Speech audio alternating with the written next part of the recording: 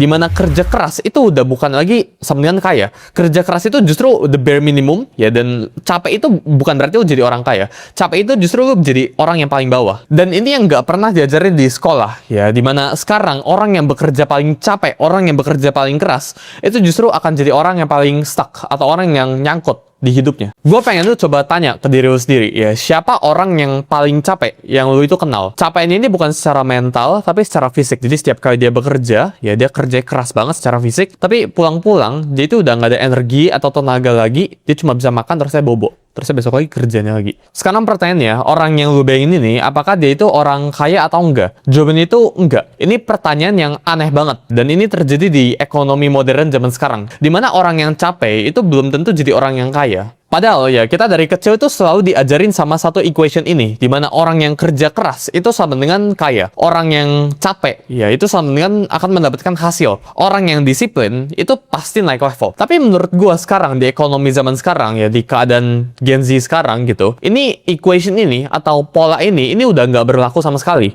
Dimana kerja keras itu udah bukan lagi sama dengan kaya. Kerja keras itu justru the bare minimum, ya, dan capek itu bukan berarti lo jadi orang kaya. Capek itu justru lo jadi orang yang paling bawah. Dan ini yang nggak pernah diajarin di sekolah, ya, dimana sekarang orang yang bekerja paling capek, orang yang bekerja paling keras, itu justru akan jadi orang yang paling stuck atau orang yang nyangkut di hidupnya.